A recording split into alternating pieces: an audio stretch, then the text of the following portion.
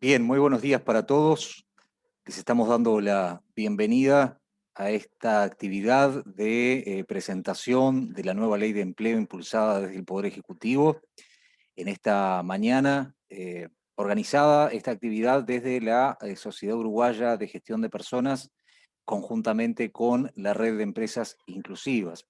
Para quienes nos acompañan por primera vez, les comento de que la Sociedad Uruguaya de Gestión de Personas es un ámbito de carácter profesional, integrado por académicos, consultores y estudiantes de recursos humanos, fundado en el año 2014 y que está integrado a la fecha por 1.600 profesionales, constituyéndolo así en el ámbito más grande de nuestro país en esta materia.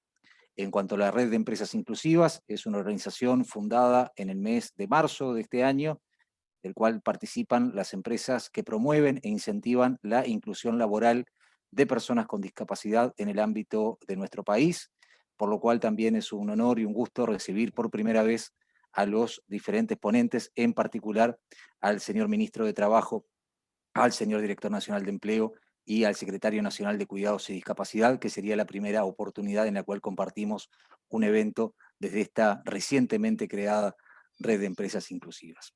Dicho esto, los convoco entonces a dar inicio a este panel que lleva como título Desarrollo de Políticas Activas, Ley de Empleo para Jóvenes, Trabajadores Mayores de 45 años y Personas con Discapacidad, panel que, como adelantábamos, está integrado por el señor Ministro de Trabajo y Seguridad Social, el doctor Pablo Mieres, el doctor Nicolás Escarela, Secretario Nacional de Cuidados y Discapacidad del Ministerio de Desarrollo Social, el licenciado Daniel Pérez, Director Nacional de Empleo del Ministerio de Trabajo, el doctor Pablo Durán, experto en Derecho Laboral Colectivo e integrante del Comité de Ética de nuestra Sociedad Uruguaya de Gestión de Personas, y a quienes les vamos a dar en breves segundos la bienvenida. Para dar inicio a este panel, lo invitamos a hacer uso de la palabra al señor Ministro de Trabajo. Buen día. Buen día, encantado de estar con ustedes, un gusto, agradezco la invitación por un tema además particularmente relevante, que es la posibilidad de impulsar políticas activas para la promoción del empleo, en un contexto que, como ustedes bien saben, es un contexto duro, adverso, desde hace ya varios años.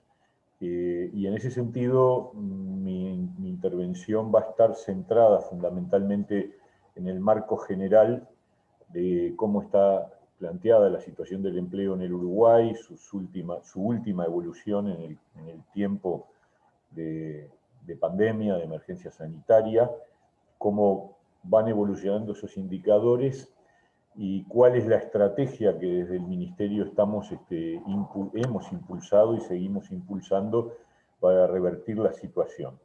Sobre la ley en particular, el director de empleo, el licenciado Daniel Pérez, va a detallar cuáles son los contenidos concretos de la normativa, que dicho sea de paso ya tiene media sanción en el Parlamento.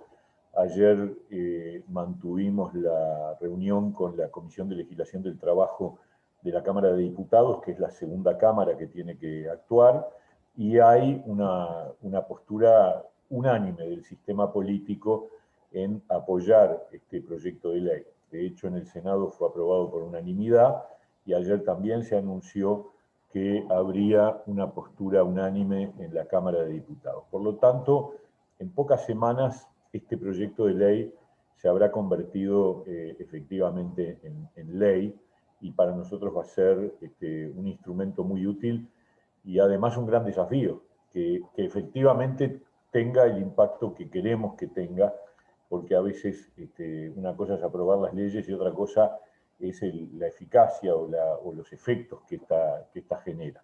Depende muchas veces de su instrumentación y sobre todo también de su difusión, de su promoción, para que los empleadores sepan que tienen ese instrumento disponible, porque de alguna manera el análisis hacia atrás que hemos hecho sobre la aplicación de normas que hoy están vigentes en el mismo sentido de esta que estamos promoviendo, el problema es que después se usa poco.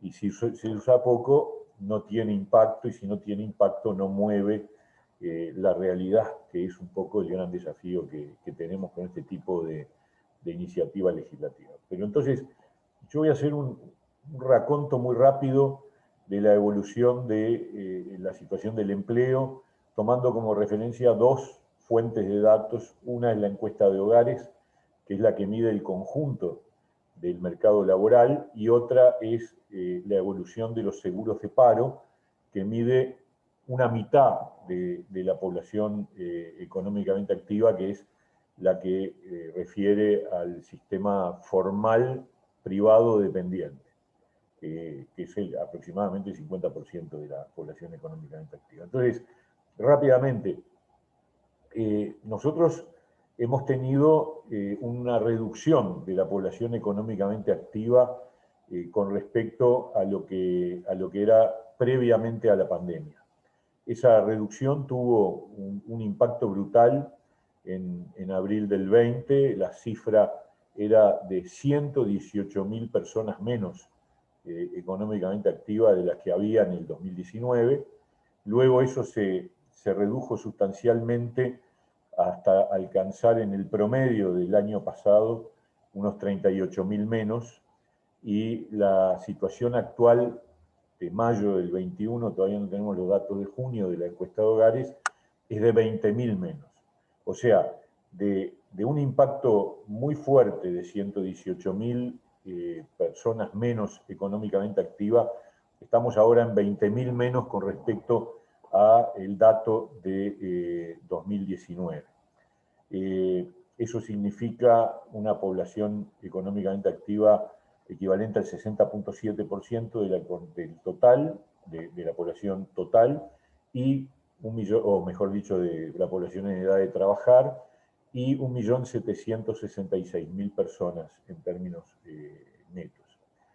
Por otro lado, el segundo indicador tiene que ver con los ocupados. La caída de puestos de trabajo en el Uruguay previo a la pandemia se estimó en alrededor de 50.000. O sea que entre el 2017 y 2019 aproximadamente hubo una caída del puesto de trabajo. Estamos hablando de previo a la pandemia. Por supuesto que cuando estalla la emergencia sanitaria, en abril del 20, la pérdida de puestos de trabajo fue de 121.000 con respecto a la situación prepandemia. Sin embargo, a mayo del 21, esa situación se ha reducido en 80.000 puestos de trabajo, o sea, hemos recuperado de esos 120.000 que tuvimos en su momento, que en diciembre del 20 ya eran 45.000, y ahora tenemos ya una recuperación de 80.000 puestos de trabajo con respecto al momento en que se instaló la pandemia en el Uruguay. De todas maneras, son números que nos siguen preocupando porque estamos 40.000 abajo del dato que era ya un dato de reducción de puestos de trabajo en el año 2019. O sea, lo que estamos viviendo es una caída que sumada habla de unos 80, 90.000 puestos de trabajo entre 2017 y la actualidad. Es un desafío enorme la recuperación de esa cantidad de puestos de trabajo. Por su lado, la desocupación, nosotros tuvimos un dato ya alto, muy alto, el mes antes de que se instalara la pandemia en Uruguay. En febrero del 20 la cifra llegó al 10,5, que implicaba ya un incremento de 2 puntos con respecto al promedio de la desocupación en el 2019. Y después, ahí sí, la evolución de la desocupación en el Uruguay desde febrero del 20 a mayo del 21 ha oscilado entre 9 y pico, 9,5 y 11,1, instalándose en el mes de mayo, que es la última cifra que tenemos, en 10,2. O sea, la cantidad de personas que manifiestan estar buscando trabajo y no encontrar entre un año y pico, desde antes de la pandemia, es del orden de entre 170 y 190.000 personas. Y de hecho la de mayo es de 180.000. Eso no se ha movido mucho. Sin embargo, eso no significa que no haya problemas de falta de empleo, porque hay que sumarlo al dato de que la población económicamente activa bajó. Entonces, es que hay gente que no está en el mercado de trabajo y por lo tanto no aparece figurando como desocupada, pero es porque ha dejado de buscar trabajo y entonces habría que agregarle quizás un punto más, porque la diferencia de población económicamente activa con respecto a 2019 es de 20.000 personas. Por lo tanto, si yo incorporara esas 20.000 personas, tendríamos un punto más de desocupación.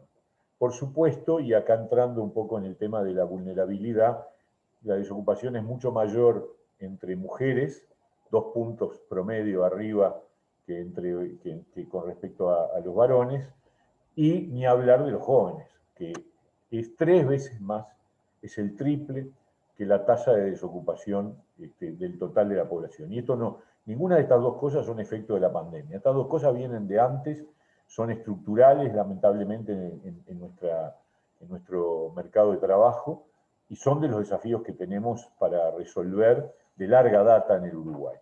Ingresando en la mitad que corresponde a los trabajadores formales privados dependientes, en el año 2019 el Uruguay tuvo un promedio de 47.000 trabajadores por mes en seguro de paro total. Una simple curiosidad, pero que vale la pena destacarla. En marzo de 2020 había habido 8.000 solicitudes de ingreso al seguro de paro en la primera quincena. Esto es, hasta el domingo 15 de marzo. La emergencia sanitaria se declaró el 13 de marzo.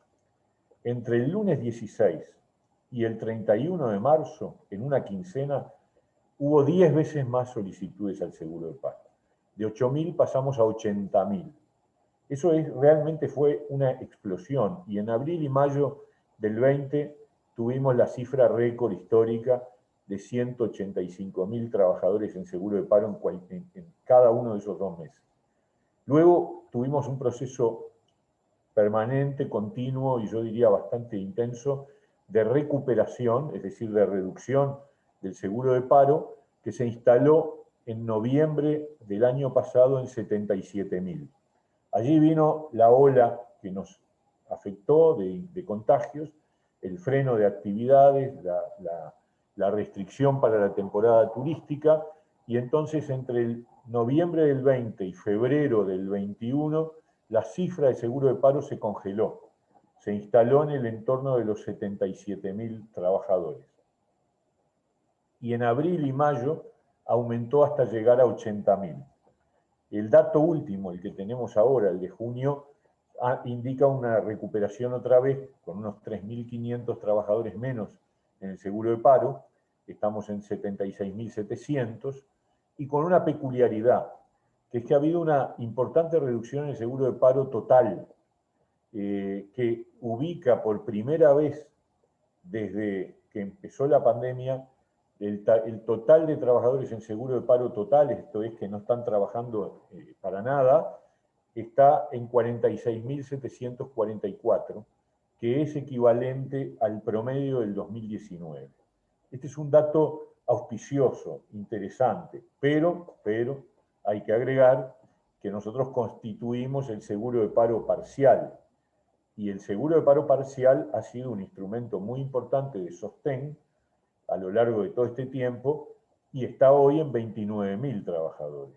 Es más, entre abril y junio ha habido un incremento de 7.000 trabajadores, porque el promedio del seguro de paro parcial fue, casi, desde que nació prácticamente, estuvo en el entorno de 22.000 o 23.000 trabajadores. Ahora tenemos 29.000, cosa que es motivo de análisis y de preocupación, porque si bien estamos recuperando bien los seguros de paro total, tenemos delante un desafío grande con respecto al seguro de paro parcial.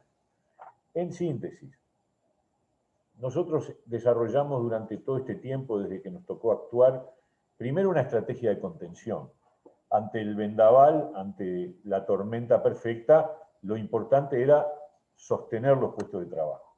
Y allí los instrumentos fueron el seguro de paro total, a través de las sucesivas prórrogas que hemos dado, incluso con una ley que nos permitió otorgar prórrogas más allá del año, modificando la normativa general. Eso por un lado, eso permitió sostener a muchos trabajadores en situación de vinculación pendiente, digamos así, por reducción o por suspensión. Luego, el seguro de paro parcial que construimos nosotros y el flexible que ha funcionado en algunos meses, que ha permitido una modalidad que mantiene el vínculo laboral y el trabajador se mantiene trabajando, aunque a mitad de jornada o mitad de días, y hemos aportado subsidios para trabajadores informales, para monotributistas en distintos momentos del periodo, e incentivos para el empleador para lograr las reincorporaciones del seguro de paro, tanto total como parcial. Pero ahora viene, o mejor dicho, en paralelo hemos diseñado la segunda fase, que es la promoción del empleo y la recuperación del empleo. Primero contuvimos, cuando vino la tormenta, a medida que vamos saliendo de la tormenta, el desafío es la promoción y la recuperación del empleo. Y acá hay, digamos, como tres escenarios, y con esto voy terminando. Primero, hay motores macro que van mucho más allá de las potestades del Ministerio de Trabajo, que tienen que ver con decisiones gubernamentales y con situaciones que trascienden incluso la voluntad del gobierno, que es la posibilidad del crecimiento económico y de la captación de inversiones. Y acá hay una política muy, muy potente dirigida a establecer incentivos para el crecimiento de la economía y sobre todo crear reglas de juego mucho más flexibles para captar inversiones, y en ese sentido la Comisión de Promoción de Inversiones ha trabajado muy bien y hay en carpeta un número muy significativo de inversiones que son obviamente generadoras de puestos de trabajo. El segundo componente de promoción es la apertura de las actividades, o sea, a medida que baja la pandemia, se puede pensar en la recuperación de sectores que han estado extremadamente afectados. Solamente voy a mencionar uno porque es el más potente, con mayor potencialidad de puestos de trabajo y a su vez el más afectado, que es el turismo. Cuando el turismo vuelva a la normalidad, esto le va a imprimir un impulso a los puestos de trabajo por recuperación de, digamos, espacios que existían antes. Y el tercer componente son las políticas activas de empleo. Y allí tenemos, a su vez, dos instrumentos. Por un lado, afinar la puntería en la capacitación laboral. Este es un instrumento clave, es decir, qué hacemos con lo que se van quedando por el camino, y ahí el INEFOP tiene un papel esencial y estamos llevando adelante una secuencia de jornadas por el empleo en todo el interior del país para afinar la sintonía más territorial, es decir, es muy importante saber qué pasa en cada departamento, en cada localidad con el empleo, para de alguna manera adaptar la política de formación para el trabajo, de capacitación laboral, a las necesidades y a las oportunidades de cada lugar. Estuvimos la semana pasada en Río Negro, mañana vamos a San José, la semana que viene al departamento de Soriano y así hasta llegar al conjunto de los departamentos del país. O sea, afinar la puntería en capacitación laboral. Y la otra es este proyecto de ley de promoción del empleo, que lo que busca es focalizar en los sectores más afectados, destinar más recursos que los que se han usado hasta ahora en normas que están vigentes, como la Ley de Empleo Juvenil, mejorar su eficacia y mejorar su difusión para que el empleador sepa qué es lo que tiene disponible en cuanto a instrumentos de promoción y de impulso. Entonces, el objetivo nuestro en el corto plazo es recuperar el nivel de empleo hasta alcanzar los niveles previos a la pandemia. Pero el objetivo de mediano plazo es que eso no alcanza porque la situación ya prepandemia era deteriorada, sino que nuestra meta es generar un proceso de recuperación consistente, auténtica y con continuidad del empleo hacia niveles mucho mayores. En eso estamos, Fernando, y nada, esta es un poco la primera presentación. Seguramente no, lo que acordamos con Daniel es que Daniel pueda presentar los contenidos de este proyecto de ley que está en proceso. Muchas gracias. Con mucho gusto, le agradecemos doctor Pablo Mieres, por esta primera intervención. Seguramente a lo largo de la mañana, y ya conocido el proyecto de ley más en detalle, puedan por allí hacer alguna otra puntualización. Importante el punto de vista de generar, además de compartir esta información, que creo que es muy valiosa, generar el marco o compartir el marco en el cual el Poder Ejecutivo redactó este proyecto de ley que, como usted decía, está a consideración ahora de la Cámara de Diputados. Si les parece bien, vamos entonces a darle el uso de la palabra al licenciado Daniel Pérez, director nacional de Empleo del Ministerio de Trabajo y Seguridad Social. Buen día.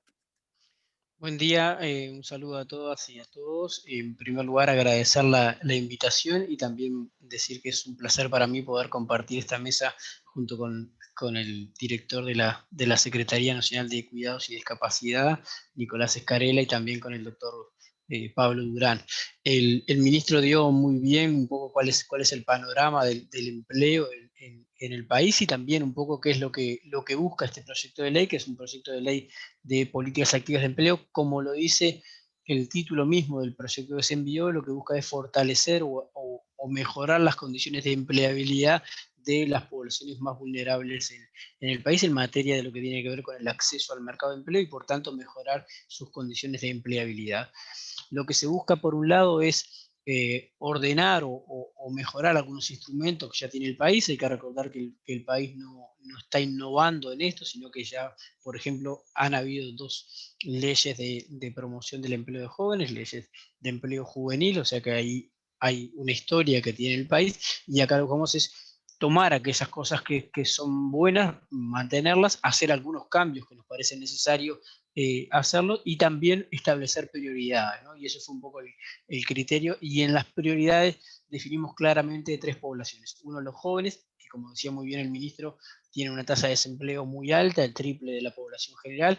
Esto no es una cosa novedosa, no es un problema de la pandemia, es un problema estructural que tiene el país. Sin duda que con la pandemia se vio agudizado, como ocurre generalmente con las poblaciones que tienen mayor dificultades. Cuando hay momentos de crisis o de dificultad, en este caso una crisis del empleo provocada por la situación sanitaria, tienen mayor dificultad. Entonces, por un lado, esa es la población que priorizamos. La otra población priorizada son los mayores de 45 años. Todos debemos conocer, debemos tener algún caso de personas que con más de 45 años perdieron el empleo y después tienen enormes dificultades para retornar al mercado de empleo y en algunos casos no retornan nunca más, que también todos debemos conocer algún ejemplo. Entonces también se eligió priorizar a esta población con dos agregados más que tiene esta población, que en general por la propia edad hace bastante tiempo que se retiraron del sistema educativo, lo cual hace que las competencias que de repente pudieron haber adquirido mediante el sistema educativo y las que hoy demanda el mercado de empleo tienen una diferencia bastante grande. Entonces hay una brecha importante ahí que genera además esa dificultad para que puedan retornar al mercado de empleo.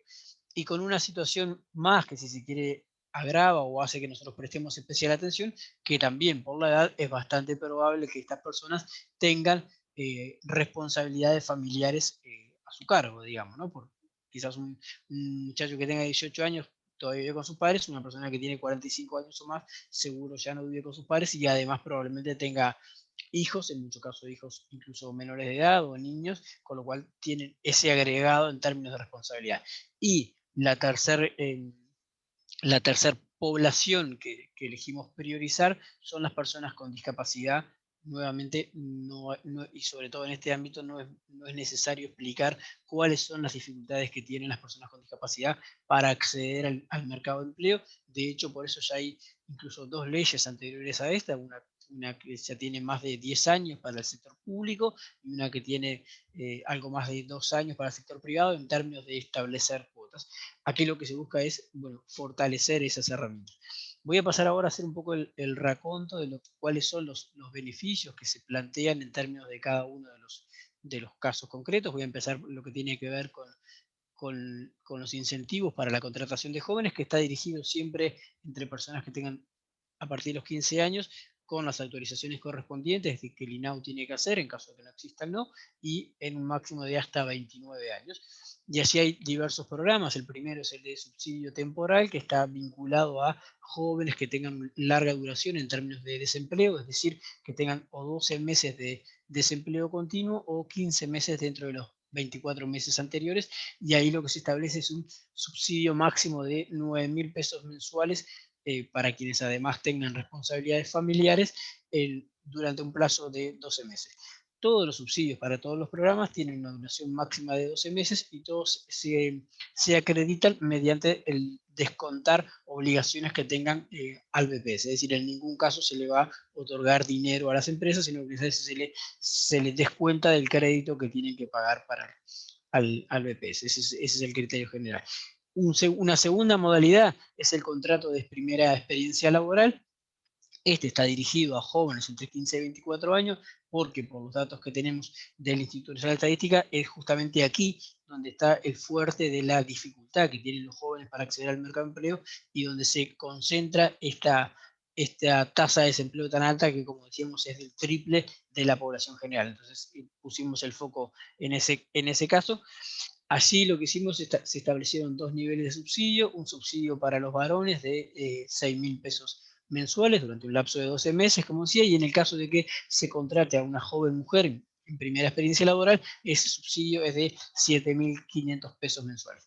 Esta es una innovación en términos de esta diferenciación de género, ya que en la ley actual no había esta diferenciación de géneros. Nosotros hacemos esta diferenciación y la hacemos en todas las modalidades porque, como bien explicaba el ministro, las mujeres tienen una dificultad mayor para acceder al mercado de empleo, o, mirado del otro lado, el mercado de empleo es poco amigable, poco receptivo a las mujeres, a la contratación, a la incorporación de mujeres al mercado de empleo, e incluso en ocasiones las visualiza como un problema. Entonces buscamos incentivar.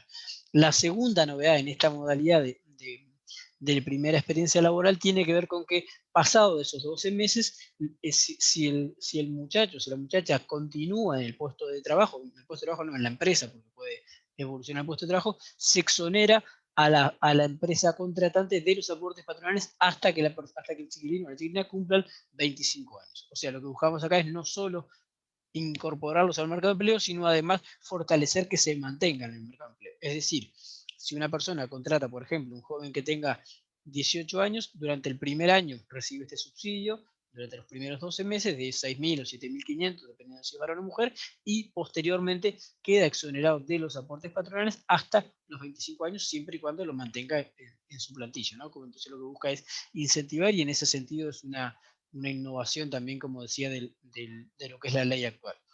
La tercera modalidad es lo que tiene que ver con práctica laboral para egresados. Esta es una modalidad que ya existía, va dirigida a jóvenes que tienen entre 15 y 29 años, es para chiquilines que tienen formación previa, que tuvieron algún tipo de titulación, independiente de cuál sea, en la UT, en la universidad, donde en la institución que corresponda, y que quiere hacer su primera práctica, y en ese caso lo que se paga es un subsidio de las retribuciones mensuales del trabajador del 15%, y ese subsidio también dura por un máximo de 12 meses, como en todos los casos.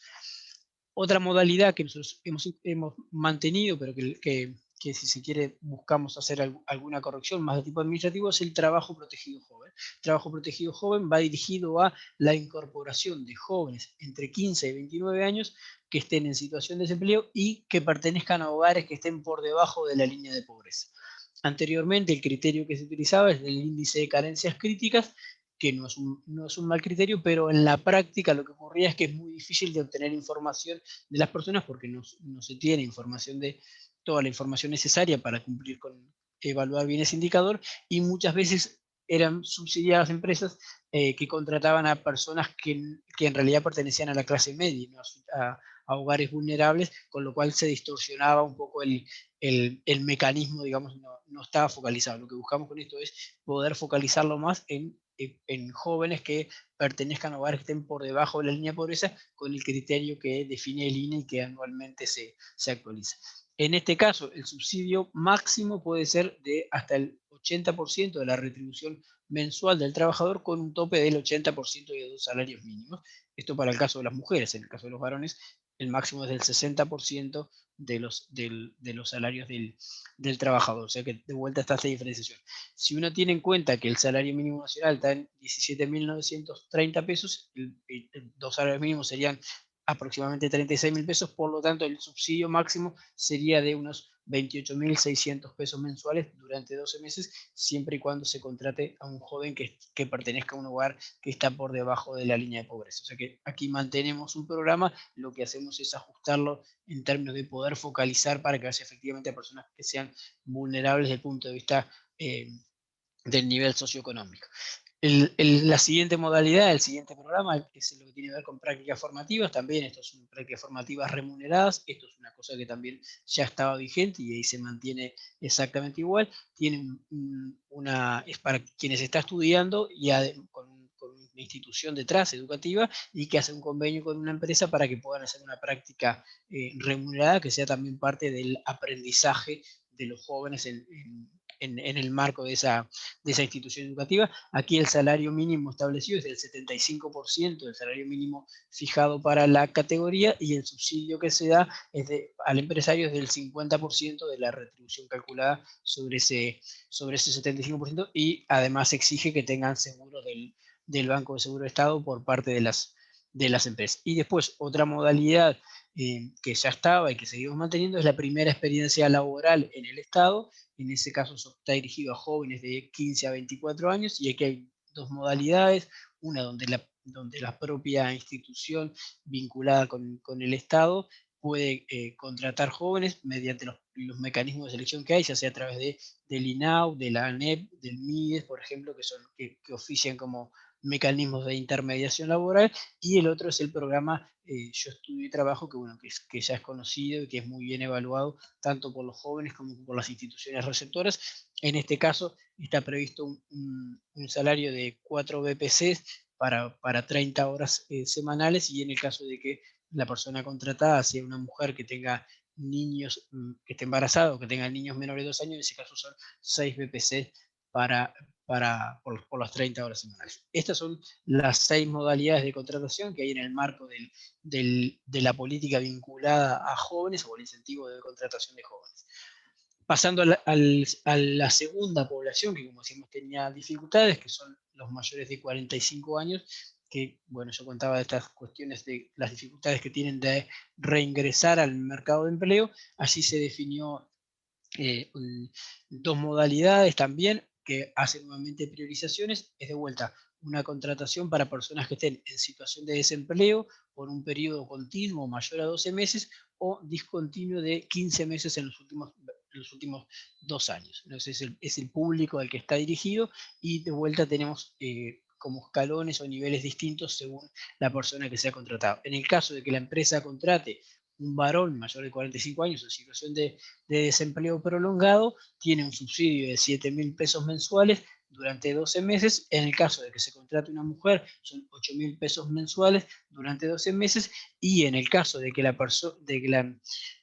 persona contratada tenga personas a cargo, en ese caso son 9.000 pesos mensuales durante 12 meses. Acá pueden ser, en el caso de que tengan personas a cargo, pueden ser mujeres o varones, lo que tienen que tener esa responsabilidad familiar. Y creamos aquí ¿sí? una nueva modalidad, que es el trabajo protegido para las personas mayores de 45 años, que es similar al del trabajo protegido joven. Es decir, está dirigido a la contratación, a quienes contraten, en este caso personas mayores de 45 años, cuyos hogares estén por debajo de la línea de pobreza, y el límite de subsidio es similar, hasta el 80% del salario mensual, con un tope máximo del 80% de los salarios mínimos. Como dijimos, en el caso de la contratación de una mujer, el monto máximo de subsidio que se otorga mensualmente es de unos 28.600 pesos. Ese sería como el máximo que se podría dar.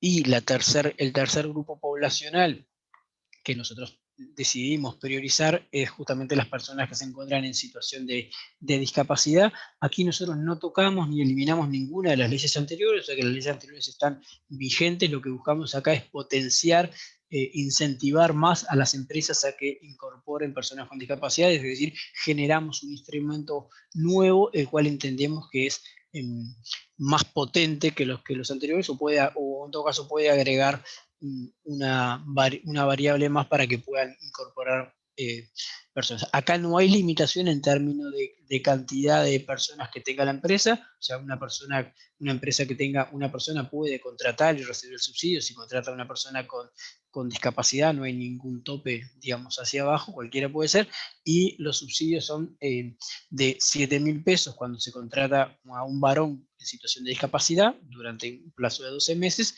8.000 pesos cuando se contrata a una mujer en situación de discapacidad y 9.000 pesos cuando la persona que se contrate, esa trabajadora, tenga a su cargo menores a cargo. También en todos los casos el plazo máximo de contratación es de 12 meses. Después, en términos de requisitos generales, y esto es que valen para todas las modalidades, los criterios son similares a los que se tenían. El tope de la plantilla no puede superar el 20% de subsidio, no puede superar el 20% de la plantilla.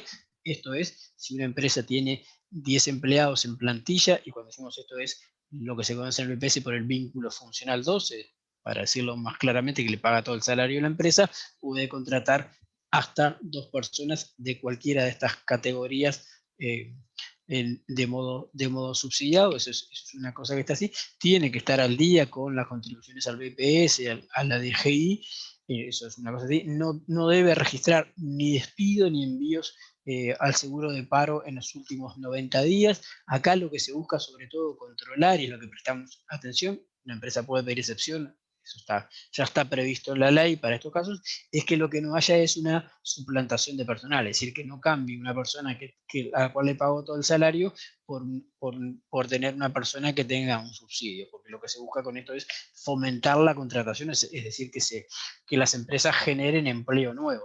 No tiene por objetivo subsidiar a las empresas, sino beneficiar la incorporación de personas al mercado de empleo. Entonces, ese es un dato clave. Y el último criterio es que no pueden ser suministradoras de personal quienes se beneficien de estos beneficios, porque en realidad suministradores de personal no están contratando para sí mismos, sino que son intermediadoras. Entonces, siempre es para la empresa final donde la persona va a estar trabajando.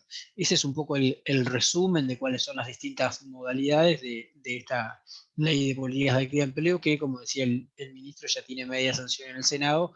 Creemos que ayer por la comparecencia en la comisión de la Cámara de Diputados iba a ser aprobado también por unanimidad, y bueno, que finalmente la Cámara de Diputados le dé la aprobación final para que se convierta en ley. Nosotros ya venimos trabajando en el decreto reglamentario y ya venimos trabajando con el BPS, incluso en los términos más de la instrumentación práctica, porque bueno, la idea es poder ponerla en rodaje, ponerla en funcionamiento, que se empiece a aplicar a la brevedad posible. Agradezco mucho el espacio y la invitación. Al contrario, Daniel Pérez, los agradecidos somos nosotros. Creo que es una muy buena oportunidad para tener esta primera instancia de difusión para nuestros miembros e integrantes, más allá de que obviamente después de sancionada la ley, obviamente comienza la difusión más masiva de todo su contenido, y tal vez con mucho más detalle en función de los diferentes núcleos de personas que abarca. Así que agradecido de que pueda habernos acompañado en la mañana de hoy. Le vamos a dar ahora el uso de la palabra, y le agradecemos también que nos acompañe al Secretario Nacional de Cuidados y Discapacidad del Ministerio de Desarrollo Social, el doctor Nicolás Escarela. Buen día, bienvenido. Hola, buen día para todos. Es un placer estar compartiendo este espacio con ustedes, el cual agradezco. Quizá por un tema, estoy sobre 18 de julio, ustedes saben, está pasando una manifestación. Si hay mucho ruido, quizás le damos la palabra a mi colega, a Pablo Durani, porque ya en breves minutos se va a despejar un poco acá, porque la verdad que quizás está llegando y va a ser bastante molesto Con mucho gusto, doctor. Invertimos un poquito allí el orden, ya que usted así nos lo habilita. Yo previamente aprovecho a hacer un comentario que tiene que ver con estos tres actores que tenemos aquí de lujo, digamos, el ministro, el director de Empleo, el director de Cuidados y Discapacidad, el secretario nacional, en el sentido de que la red de empresas inclusivas, se lo hemos ya comentado en oportunidad de reuniones, viene trabajando en un proyecto que se llama Pacto de Inclusión, que va a ser presentado públicamente el 22 de septiembre, que obviamente va a tener una presentación previa a las autoridades, y que es de alguna manera un programa de desarrollo empresarial que toma y que recoge lo mejor de la experiencia de otros países. Estamos trabajando específicamente con la OIT en este tema, y que de alguna forma esta implementación de esta ley que estamos conociendo en la mañana de hoy es no solamente un muy buen punto de partida, sino también una herramienta y un instrumento muy válido para las organizaciones, porque seguramente desde este programa vamos a poder nutrirnos del contenido de esa ley para poder apuntalar lo que es la inclusión efectiva de las personas con discapacidad. Así que aprovecho a invitarlos a esta actividad que va a ser pública el 22 de septiembre a las 10 de la mañana, donde va a quedar presentada esta iniciativa que lleva el nombre de Pacto de Inclusión. Dicho esto, le doy la bienvenida a alguien de la casa, que es el doctor Pablo Durán, a quien muchos de ustedes conocen, experto de vasta trayectoria en nuestro país en materia de derecho laboral colectivo, y además tenemos el honor de tenerlo como integrante de nuestro Comité de Ética en la Sociedad Uruguaya de Gestión de Personas. Bienvenido, doctor Durán. Muchas gracias, Fernando. Buenos días para todos. En primer término, mi agradecimiento a la Sociedad Uruguaya de Gestión de Personas y a la Red de Empresas Inclusivas por darme otra oportunidad de poder hacer intercambios de reflexiones y conceptos, y mucho más especiales para mí hoy cuando estoy o tengo la oportunidad de estar frente a nada más ni nada menos que tan prestigiosas autoridades con las que tengo la suerte de poder tener una gran accesibilidad y poder trabajar en distintos ámbitos y poder apreciar el compromiso y el esfuerzo que se hace para tratar una temática tan compleja, tan difícil como lo es la de las relaciones laborales y la del empleo. Por lo tanto, ante todo, mi agradecimiento y mi beneplácito por estar con Daniel, con Pablo y con Nicolás. Cuando me plantearon la oportunidad de hacer algunas reflexiones, y obviamente viendo quiénes estaban, yo no le voy a dar un encare desde la perspectiva del proyecto de ley, porque lo han hecho magníficamente Pablo y Daniel, y además porque la ley tiene una exposición de motivos tan rica, yo la leí con mucho detenimiento, es tan precisa conceptualmente en cuanto a los sectores vulnerables, en cuanto a los sectores objetivos en esta regulación legislativa, que me encare, si ustedes me permiten, lo voy a hacer en base a 3 reflexiones más genéricas o marco en el entendido de la temática, que es políticas activas de empleo. Y para ello, indudablemente, como también muy bien lo dijo Pablo, la problemática del empleo en el Uruguay no nació el 13 de marzo cuando se declaró el estado de emergencia sanitaria.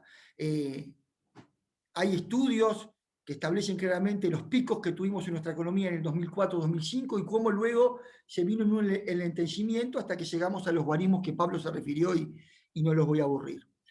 Pero sí es indudable que el 13 de marzo pasó un tsunami en el mundo, no en el Uruguay, que indudablemente golpeó y resquebrajó los cimientos de lo que había hasta ese momento, que no era perfecto, que tenía ya ciertas dificultades, pero lo atravesó perpendicularmente. Por algo, y me he dedicado a estudiar mucho los informes de la OIT, que son muy ricos, la OIT habla de la pérdida de 39 millones de puestos de trabajo en el mundo. La OIT habla de 255 millones de horas hombres perdidas. E indudablemente también todos los estudios de la OIT dicen claramente que a quienes más ha afectado esta pandemia, a los sectores vulnerables, que son obviamente los objetivos de esta ley de promoción del empleo, es a las mujeres, es a los jóvenes y es a los mayores de 45 años, lo cual tiene absolutamente correlación con todo lo que se ha dicho. Y analizando los distintos documentos que ha emitido la OIT, yo me detengo en 2 que son muy importantes, porque de alguna manera demuestra cómo el Uruguay ha sido, obviamente, como debe ser, ha sufrido lo que los informes dicen generalmente, y cómo también Uruguay ha tenido gran ejecutividad para implementar las acciones y las recomendaciones que la OIT plantea justamente para enfrentar estos efectos devastadores de la pandemia, que uno acá lo focaliza en lo laboral y en el empleo, pero que todos sabemos que lo han sido en lo sanitario, vaya que sufrimos las miles de muertes de uruguayos que hemos tenido, en lo económico, y acá obviamente le vamos a dar un sesgo laboral. Y cuando uno analiza esos documentos, yo me detengo en dos. Uno, que es un informe del año 2020, que habla específicamente del Uruguay. Habla Uruguay, impacto del COVID sobre el mercado de trabajo y la generación de empleo. Y es un informe muy completo, toma muchos de los datos que hablaba Pablo, pero además está muy interesante porque habla del Uruguay pre-pandemia y del Uruguay post-pandemia. Por lo tanto, permite ver con mucha claridad estos conceptos que también definía Pablo de la realidad del Uruguay. Y ahí el documento de la OIT destaca algo para mí muy importante, que acá no se ha hablado, que es un instrumento esencial en momentos de crisis, como es el diálogo social con las organizaciones representativas de trabajadores, de empleadores y del ministerio. Y la propia OIT pone como foco esencial, como uno de los pilares para enfrentar esta situación, que ahora vamos a ver a quién es más afectado, el diálogo social.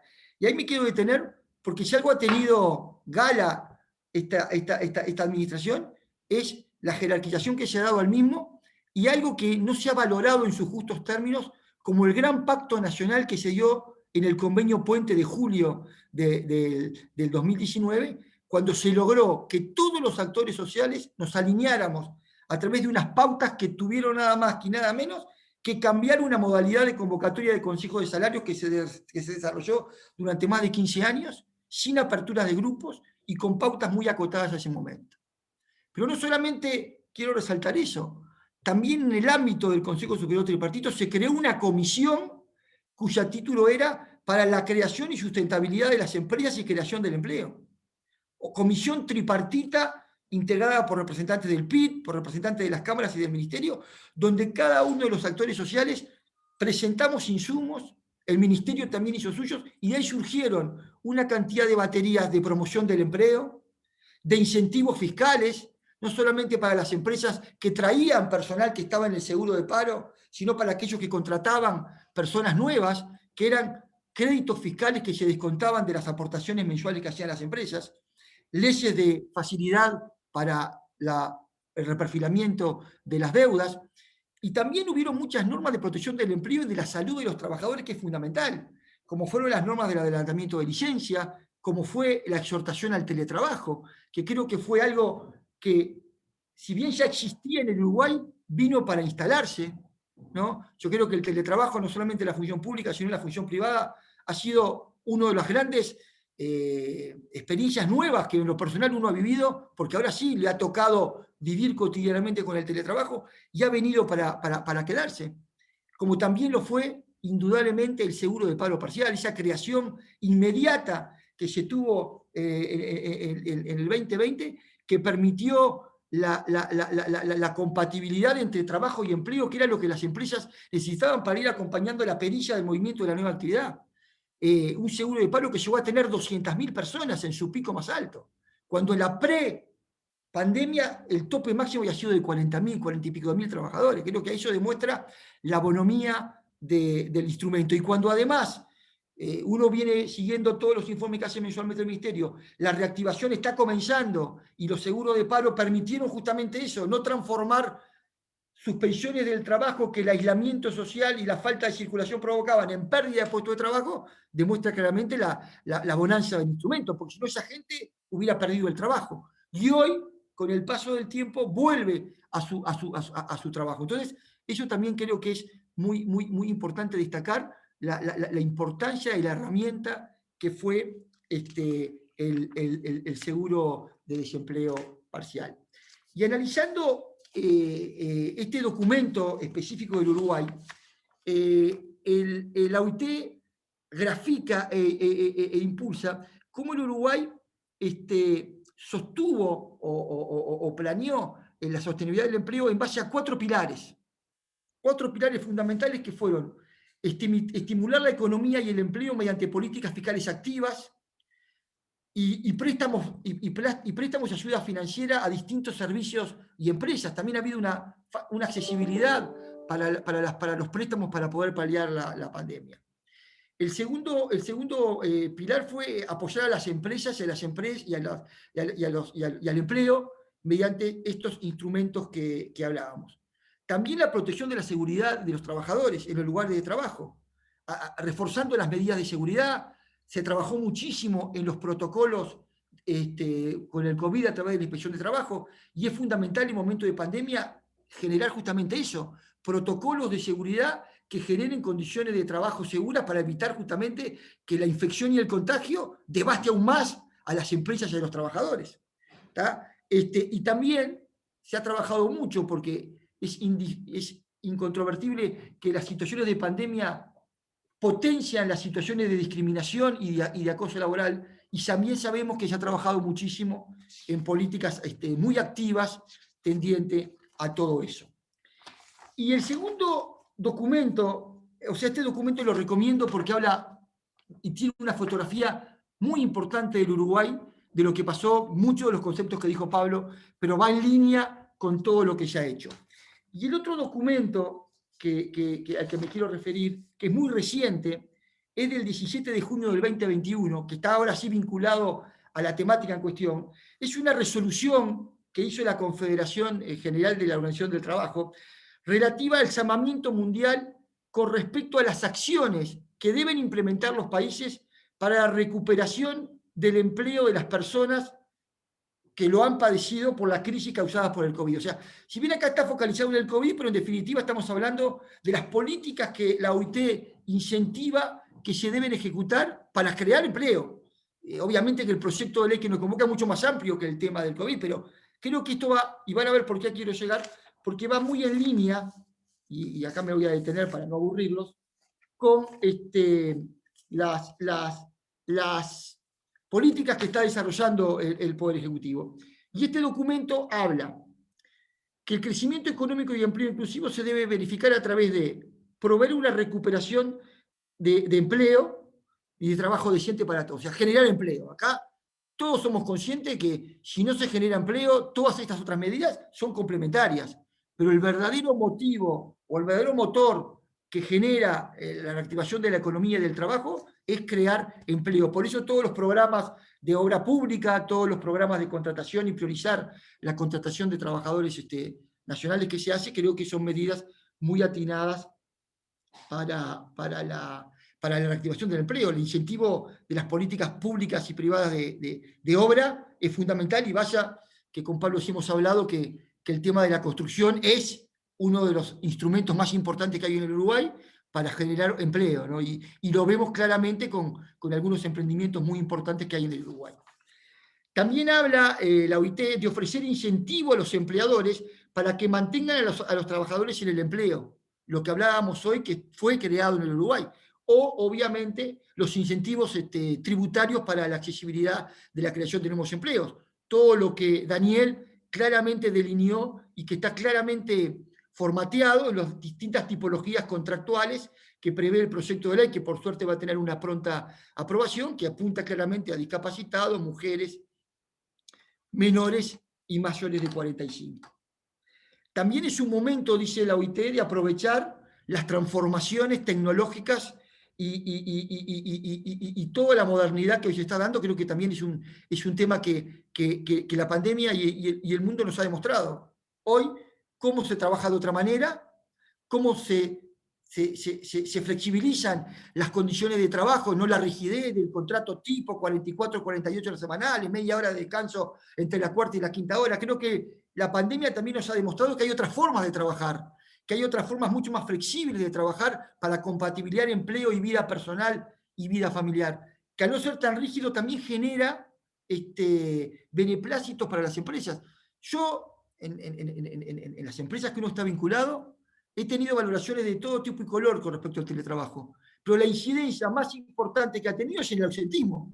Empresas que tenían guarismos entre un 10 y un 12% de ausentismo, con el teletrabajo lo han minimizado, porque la persona no se duerme, no llega tarde al ómnibus, está trabajando en su casa, y creo que eso ha contribuido mucho. Lo mismo en muchos aspectos en la productividad.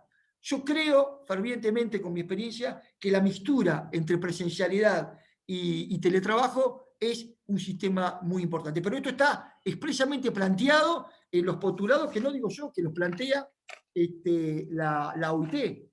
también pone mucho foco, reitero, la OIT en el trabajo, en el teletrabajo. Habla también de reforzar mucho las medidas de seguridad, el incentivo a los programas transformadores de las empresas. Yo creo que es indudable que también muchas empresas van a tener que transformarse, van a tener que reconvertirse. Esta paralización que han tenido las ha pegado mucho e impactantemente. Entonces yo creo que también una política que debería implementarse es facilitar, y vaya que tenemos canales a través de INEFOP, pero creo que la reconversión de trabajadores y de empresas es otra indispensable acción que debe verificarse. Por lo tanto, yo creo que el Uruguay, con muchas de todas estas acciones que hemos visto, que ha tenido también además una protección social muy importante de los trabajadores, creo que las certificaciones de los mayores de 65 años como personas de vulnerabilidad, creo que ha sido también una respuesta de amplísima responsabilidad social, como también ha sido la protección de las trabajadoras embarazadas, para que también puedan de alguna manera atravesar su proceso de gestación sin ningún riesgo laboral. O sea, creo que también va en la línea de la protección social que la OIT indica como indispensable en momentos como los que vivimos, que también hacen, obviamente, a la preservación del empleo. Por lo tanto, creemos también con mucho optimismo que el Uruguay está revirtiendo lamentablemente esos guarismos tan duros que tuvimos y que la vacuna ha tenido una incidencia tremenda. Yo creo que si algo ha sido probado es la incidencia que ha tenido la vacunación, por lo tanto la exhortación es, por más que no sea obligatoria, creo que hay una obligación moral de vacunarse porque es el camino y luego seguir trabajando con todas estas acciones y políticas activas que hay para obviamente volver por lo menos lo antes posible a la situación pre-pandemia que teníamos. Y un elemento final que creo que también demuestra este nuevo tiempo que vamos viviendo es que cumpliendo un compromiso que se tuvo en ese convenio puente, vamos a tener una ronda tradicional con apertura de negociación colectiva tradicional en el Uruguay, que creo que es muy importante, porque no tengo, a pesar de la crisis y a pesar de todo, no hay un sistema más perfecto dinamizador de las relaciones laborales de colectivas como son los consejos de salario paritarios. Por lo tanto, espero que alguno de estos conceptos haya sido de utilidad. Reitero mi agradecimiento y mi distinción por estar con Pablo, con Daniel y con Nicolás, y muchísimas gracias para todos. Muchas gracias, doctor Durán, por su intervención en la mañana de hoy y por acompañarnos en otra actividad de la Sociedad y la Red de Empresas Inclusivas. Si se apaciguaron los ánimos en 18 de julio, doctor Escarella, vamos con usted. Bueno, muchas gracias, Fernando. Sí, por un momento creí que de la Red de Empresas Inclusivas me había traído un comité de bienvenida por ser mi primera participación con bocina. Bueno, después me di cuenta que eran los amigos del Zunca que estaban haciendo algún tipo de movimiento. Bueno, antes que nada, muchas gracias por invitarme a participar de tan destacada mesa. Saludo al señor ministro, por supuesto, Pablo Mieres, al director de empleo, a mi colega Pablo Durán, también a ti, Fernando, a todos los participantes. Y poca cosa, en realidad, debería decir, porque nosotros estamos en una actitud de mucha expectativa con respecto a todas estas políticas activas de promoción de empleo. Nosotros desde la Secretaría, nosotros integramos la Secretaría Nacional de Cuidados y Discapacidad, como ustedes saben, lo que era un programa nacional, que era PRONADIS, a través de la última ley de presupuesto se lo eleva a ese rango de secretaría. Entonces, hoy en día existe una dirección de discapacidad que está dentro de la Secretaría, donde ya en realidad hace muchos años de lo que era PRONADIS se está trabajando activamente en estas políticas, valga redundancia, activas de promoción. En eso debo destacar también que nosotros tenemos un departamento de empleo que funciona muy bien, que bueno, obviamente tiene ese objetivo de crear las condiciones favorables para que las personas con discapacidad puedan ejercer su efectivo derecho a empleo, no solo de acceder al empleo, sino también de mantenerlo, porque muchas veces yo lo que he detectado en las experiencias también con los privados es que a veces personas con discapacidad logran insertarse en el mundo laboral y de repente esa relación al poco tiempo falla porque lo que ha fallado es un seguimiento. ¿Cuántos desafíos por hacer? Mientras escuchaba al ministro, nosotros con responsabilidades en el ámbito público, creo que estas instancias donde también tenemos ese rol de articulación con los privados, así como con la red de empresas inclusivas, también con las cámaras empresariales, ¿cuánto rol de articulación nos queda por delante entre el propio Ministerio de Trabajo y nosotros desde aquí de la Secretaría y del MIDES? Tenemos camino por delante. Bien mencionaron la ley de cuotas. Hoy la realidad es que estamos lamentablemente bastante alejados de esos porcentajes aspiracionales. No viene al caso de por qué quizás estamos tan lejos. Obviamente es un tema que puede responder a muchas causales, desde la formación mismo, y ahí tenemos varias barreras, desde la educación, formación, y después un poco lo que hablaba, el tema no solo del acceso, sino también del acompañamiento. Y ahí, si ustedes me permiten, yo no quiero hacer muy extensa esta presentación, aparte ya estamos ahí en hora. Creo que una de las principales barreras que tenemos la tenemos las personas en nuestra propia cabeza, ¿no? Nosotros tendríamos que lograr hacer un clic. Y en eso nos interpela a todos como sociedad, ¿no? Muchas veces las barreras están en nuestra propia, digamos, concepción, y bueno, por eso estos temas siempre se ponen en agenda, se trabaja, y también creemos que hay un tema de educación también donde tenemos que apostar. Simplemente comentarles que desde ese Departamento de Empleo nosotros trabajamos mucho con los privados, haciendo no solamente a personas con discapacidad, ayudándoles a crear un perfil. Tengan en cuenta que nosotros estamos trabajando en ese registro único de personas con discapacidad. Reconocemos carencias, también estamos trabajando sobre un baremo único. Creemos que estamos en etapas finales cuando se logre conformar y terminar ese baremo único. Creemos que ahí vamos a estar en condiciones de realmente engrosar ese Registro Nacional de Personas con Discapacidad. Y bueno, la verdad que nosotros celebramos que existan estas políticas activas de promoción de empleo para personas con discapacidad, y crean y nos ponemos a total disposición la Secretaría y la Dirección de Discapacidad para coadyuvar en lo que ustedes entiendan pertinente, porque creemos muy humildemente que tenemos mucho para aportar, sobre todo nuestros equipos que hace muchos años trabajan de manera muy responsable todos estos temas. No quiero terminar sin mencionar que nosotros ratificamos por ley la Convención sobre los Derechos de la Persona con Discapacidad. También hay que trabajar mucho sobre eso para poder, digamos, avanzar sobre estos temas.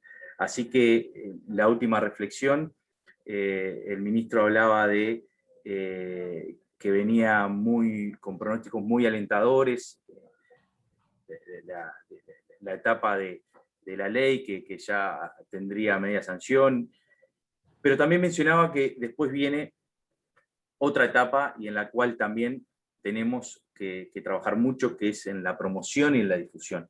Eso es fundamental, porque si no queda también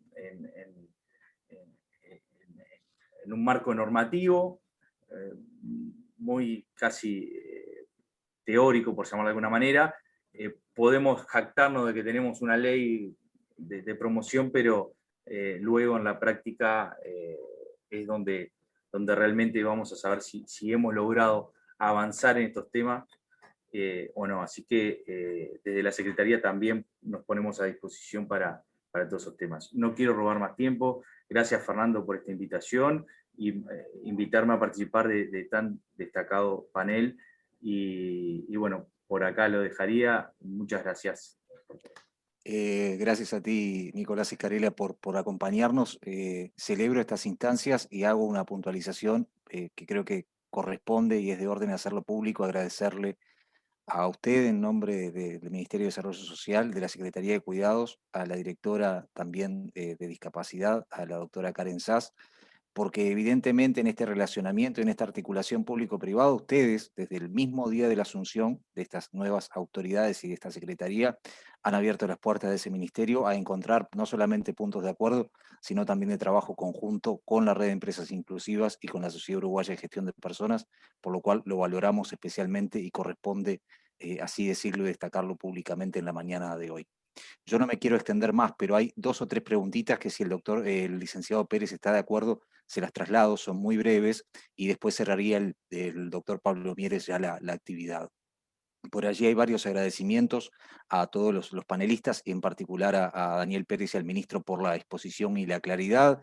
Por allí nos dicen, celebro que se realizara un esfuerzo adicional para la capacitación, evaluando el lugar geográfico, etcétera, etcétera. La pregunta es, ¿se considera a mediano plazo también realizar un estudio para poder flexibilizar formas de contratación, giro, teniendo en cuenta las diferencias que también existen geográficamente para quienes dan empleo genuino? Bien, ahí en ese sentido, hoy por hoy no tenemos planificado realizar ninguna acción en ese sentido, pero claramente, a ver, el mercado de empleo es un mercado que se mueve mucho más rápido que las instituciones en muchos casos, y hay que estar haciendo un monitoreo constante en ese sentido, y sin duda que hay que tomar en cuenta todas las variantes para poder evaluar. Hoy por hoy no está pensado hacer ninguna diferenciación en ese sentido, lo que no quiere decir que en el futuro, si se entiende pertinente, se puede hacer, pero no está planteado por el momento. Bien, la siguiente consulta, se supone que una vez que esté sancionada la ley, dice dónde la empresa accede a todos estos beneficios, por el contrato de personas vulnerables. Sí, ahí en ese caso nosotros, como decía, venimos trabajando ya con el equipo de la Dirección Nacional de Empleo y con el BPS. El real mecanismo va a ser seguramente a través de la plataforma Vía Trabajo, o comunicándose directamente con la DINAE por vía electrónica. Nosotros ahí estamos trabajando en un procedimiento que tratamos que sea lo más breve y sencillo y poco burocrático posible, y que dé respuesta lo más rápido posible, pero claramente la empresa tiene que solicitar poder acceder a este beneficio en cada caso, porque como dijimos, hay algunos controles que es necesario poder hacer. Bien, ¿cualquiera de estos beneficios hay que solicitarlos por mecanismos apartados o son automáticos en base a la planilla de trabajo? Sí, bueno, un poco más o menos lo mismo que en el otro caso, tienen que solicitarlo por casos apartados. El único que puede tener un cambio, que todavía tenemos que ver cómo la instrumentación es, cuando decíamos en la primera experiencia laboral, que la persona tiene un beneficio los primeros 12 meses, si el joven continúa trabajando en la misma empresa, estamos trabajando justamente con el BPS para que automáticamente haya justamente un cambio de vínculo automático, y la empresa siga recibiendo los beneficios, que en ese caso es la exoneración del aporte patronal laboral, y que sea automático. Prevemos que el BPS, una semana o 10 días antes de que vence ese contrato, ese beneficio de los 12 meses, le avise a la empresa de esa situación y de cómo va a cambiar el vínculo para que la empresa sepa esa situación. Bien, muchísimas gracias, Daniel. Si está de acuerdo, ministro, cerramos con sus comentarios y aportes finales. Cómo no, simplemente agradecerle a la Sociedad Uruguaya de Gestión de Personas y a la Red de Empresas Inclusivas por esta actividad. Yo creo que algo que se dijo a lo largo de este panel vale reiterarlo y remarcarlo, que es que de nada sirve tener una buena ley si no tenemos la capacidad de que se conozca y se use y se aplique. Y este es un ejemplo de las cosas que tenemos que hacer, es decir, instancias en donde se da difusión a estas novedades, se generan, las preguntas indican justamente eso, cómo la preocupación es, bueno, tenemos el marco, cómo podemos efectivizarlo si tenemos interés de aplicarlo, y yo tengo la convicción de que ahí está la clave del éxito. Por un lado, hicimos modificaciones con respecto a la normativa de políticas activas de empleo vigente para focalizar en más grupos vulnerables y a su vez con proyectos, con programas más específicos. Ahora nos queda la segunda parte, que es que la gente lo conozca y que se use. Y que ojalá dentro de un año, cuando evaluemos el funcionamiento, digamos, bueno, es necesario tener más recursos para aplicar, porque este es un camino que ha sido útil para aportar a que gente que tiene en el punto de partida una situación de inequidad, como son concretamente hoy los jóvenes, las mujeres, las personas mayores de 45 años que pierden su empleo y las personas con discapacidad, tengan mayores oportunidades de acceder a las instancias laborales. Así que muchas gracias y bueno, estamos en contacto. Que pasen muy bien. Claro que sí, no va a faltar oportunidad de invitarlos a quienes nos acompañaron en el panel de hoy a otras instancias. Yo quiero compartir con ustedes, previo al cierre, las próximas actividades desde la Sociedad Uruguaya de Gestión de Personas y la Red de Empresas Inclusivas. En este sentido, el próximo lunes vamos a estar inaugurando la 17ª edición, hablábamos de empleo, de la Feria Nacional de Empleo, Expo Empleo, que este año tiene como premisa recuperemos el empleo, bajo ese eslogan, y que vamos a estar desarrollando durante una semana esta feria virtual desde la cual las personas pueden conectarse desde cualquier punto del país. Allí el Ministerio de Desarrollo Social específicamente va a estar participando también mediante un stand a partir de la Dirección de Discapacidad. También tenemos en agenda desde la Red de Empresas Inclusivas algunas otras actividades, desde la Sociedad Uruguaya de Gestión de Personas, un tema que por allí citaba el doctor Durán. El 17 de agosto vamos a estar presentando este manual de teletrabajo para organizaciones públicas y privadas, que es el resultado de la labor de una comisión que lideró el licenciado Aníbal García Sellanes, gerente de personal de panificadora Bimbo, de Grupo Bimbo en Uruguay, e integrado por otros reconocidos expertos y profesionales de recursos humanos, y que, bueno, le dieron forma a este manual que vamos a estar presentando el próximo 17 de agosto también en una actividad pública. Y finalmente, como les había adelantado, desde la Red de Empresas Inclusivas, el próximo 22 de septiembre estaremos presentando Pacto de Inclusión. Eso será a las 10 de la mañana, también en una actividad abierta. Como ustedes saben, la Red de Empresas Inclusivas forma parte de la Red Mundial de Empresas y Discapacidad de la OIT y de la Red Iberoamericana de Empresas Inclusivas que gobierna la OIS, la Organización Iberoamericana de la Seguridad Social. Dicho esto, yo quiero agradecerle al señor ministro de Trabajo, Pablo Mieres, al secretario nacional de Cuidados y Discapacidad, doctor Nicolás Escarela, al licenciado Daniel Pérez, director nacional de Empleo, y al doctor Pablo Durán por habernos acompañado, y también a todos ustedes por haber permanecido allí en esta actividad para conocer los detalles de la nueva ley de empleo. Nos vemos en la próxima actividad. Que tengan una muy buena jornada. Muchas gracias. Muchas gracias.